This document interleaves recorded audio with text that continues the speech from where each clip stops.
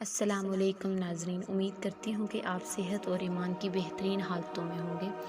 آج کی اس ویڈیو میں ہم ذکر کریں گے اس واقعہ کا جب یزید کی قبر کو کھدوایا گیا۔ آخر اس واقعہ کی وجہ کیا تھی؟ کس نے اور کیوں یزید کی قبر کھولی؟ یہ واقعہ یزید کی وفات کے کتنے سال کے بعد پیش آیا؟ دوستو، یزید نے اپنی زندگی میں ہی اپنے بیٹے معاویہ کو اپنا جانشین مقرر کر دیا تھا۔ یزید کے 12 بیٹے اور 5 بیٹیاں تھیں، لیکن اس کو اپنے بیٹے معاویہ سے بے پناہ پیار تھا۔ اس کی تعلیم و تربیت شہزادوں کی طرح کی گئی۔ یزید چاہتا تھا کہ اس کا یہ بیٹا اس کا حقیقی جانشین بنے۔ یزید نے حکومت سنبھالتے ہی اپنے دونوں بیٹے خالد اور معاویہ کو اس وقت کے بہترین استاد عمر المقصوص کے مکتب میں 3 سال کے لیے بھیج دیا۔ شیخ عمر المقصوص بھی جانتے تھے یزید کا جانشین معاویہ ہی ہے، اس لیے انہوں نے اس کی تربیت پر خوب محنت کی۔ 61 ہجری میں جب واقعہ کربلا پیش آیا تو شیخ المقصوص کو بہت تکلیف پہنچی۔ چونکہ آپ کا دل محبت اہل بیت سے تڑپتا تھا، اسی لیے آپ نے یزید کے ان دونوں بیٹوں کو عظمت اہل بیت سے خوب روشنا کروایا۔ ایک طرف کربلا کا واقعہ پیش آیا اور جگہ جگہ یزید کے خلاف بغاوت اٹھنے لگی، دوسری طرف معاویہ جو کہ یزید کا جانشین تھا، اس کی تربیت ایک سچے عاشق رسول کر رہے تھے۔ واقعہ کربلا کے تیسرے سال 683 عیسوی میں یزید عبرتناک موت سے دوچار ہوا تو معاویہ ابن یزید 20 سال کی عمر میں تخت نشین۔ جیسے ہی معاویہ ابن یزید تخت نشین ہوا تو استاد محترم کی محنت رنگ لانے لگی۔ اس نے آتے سال ہی واقعہ کربلا کی تحقیقات کی اور محض 40ویں دن لوگوں کو اپنی بیعت سے آزاد کر دیا۔ بعض روایات میں معاویہ ابن زیاد نے 3 ماہ تک حکومت کی۔ 20 سال کی عمر میں جوانی کا ایک ایسا دور ہے جب انسانی خواہشات کی منہ زوری عروج پر ہوتی ہے۔ یزید کا جانشین ہونا اور پوری اسلامی مملکت پر حکمرانی کرنا اپنی تمام جائز و ناجائز خواہشات کو پورا کرنے کے لیے بہترین موقع تھا۔ لیکن معاویہ بن یزید نے تخت پر بیٹھتے ہی واقعہ کربلا کی تحقیقات کی اور حالات کا بہت باریک بینی سے جائزہ لیا۔ اس نے دیکھا میرے باپ نے اسلام اور مسلمانوں کو کس قدر عظیم نقصان پہنچایا، تو اس نے محسوس کیا کہ وہ ایک ایسے دوہرائی پر آ کھڑا ہوا کہ حکومت کی باغ دوڑ تھامے رہے اور ظلم و ستم اور عیش و عشرت کا بازار گرم رکھے، یا تخت و تاج کو چھوڑ دے اور اپنے آپ کو ان ہولناک گناہوں اور ان کے دردناک عذاب سے دور رکھے۔ آخر اس نے فیصلہ کر ہی لیا۔ اس کا فیصلہ ان سچی تعلیمات اور اس ایمان کے توفیل ہی ممکن ہوا جو اس کی رگوں میں شامل ہو چکا تھا۔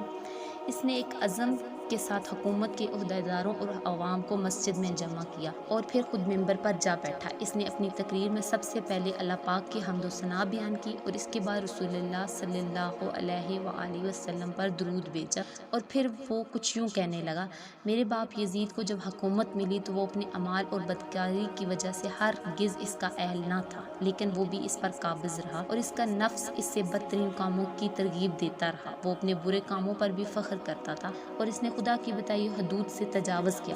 رسول اللہ صلی اللہ علیہ وآلہ وسلم کی اولاد پر اس نے بدترین مظالم ڈھائے، لیکن اس کی حکومت کی مدت بہت ہی تھوڑی تھی اور بہت جلد اس کی شرمناک زندگی کا خاتمہ ہو گیا اور آج وہ اپنے اعمال کے حساب و کتاب میں الجھا ہوا ہوگا۔ جب معاویہ بن یزید کی بات یہاں تک پہنچی تو اس کا گلا رک گیا۔ کافی دیر تک وہ بلند آواز میں روتا رہا اور اس کے بعد وہ دوبارہ لوگوں سے ہم کلام ہوا اور اس نے کہا: لوگوں، میں تمہارے گناہوں کا بوجھ اپنے کندھوں پر نہیں اٹھا سکتا اور نہ تمہاری دوستی کا طوق اپنے گلے میں ڈالوں گا۔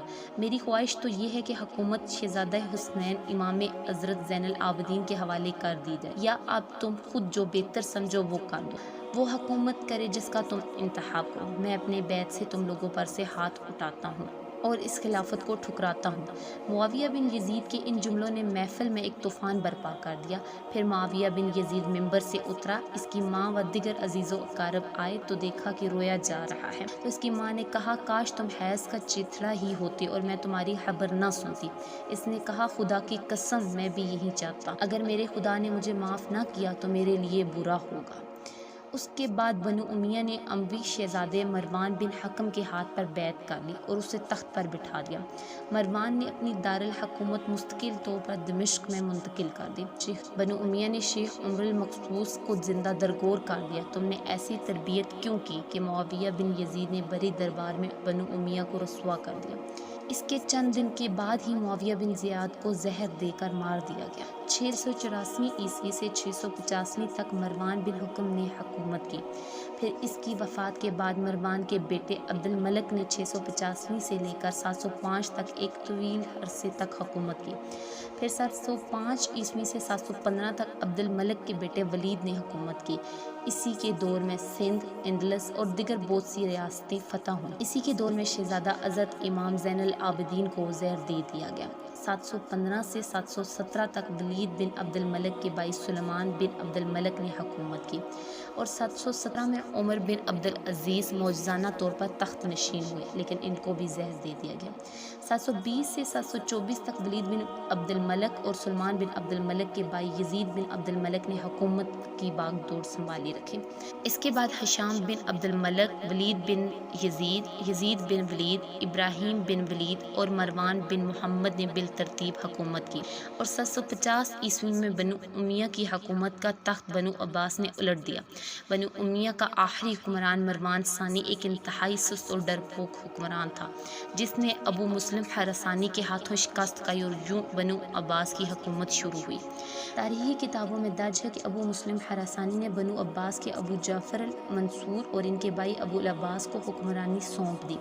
اس کے بعد بنو عباس کے پہلے حکمران ابو العباس نے آتے ہی بنو امیہ کا نام و نشان مٹانے کی قسم کھائی، بہت سے لوگوں کو قتل کر دیا اور کربلا کے واقعہ میں ملوث تمام کرداروں کی قبریں تک کھدوا دی۔ اسی طرح بنو عباس کے حکمران ابو العباس نے یزید کی قبر کو بھی کھدوایا اور یہ کام اس نے اپنی نگرانی میں کروایا۔ وہ چاہتا تھا کہ یزید کو قبر سے نکال کر اس کی لاش کو سولی پر لٹکایا جائے۔ چنانچہ یزید کی وفات کے 65 سال بعد اس کی قبر کو اس وقت کے حکمران ابو الجعفر اور ابو العباس کی نگرانی میں کھدوایا گیا، لیکن جب قبر کو کھولا گیا تو سب یہ دیکھ کر حیران رہ گئے کہ اس میں لکڑیوں کی راکھ، بدصورت کتے اور ایک اسلحے کے سوا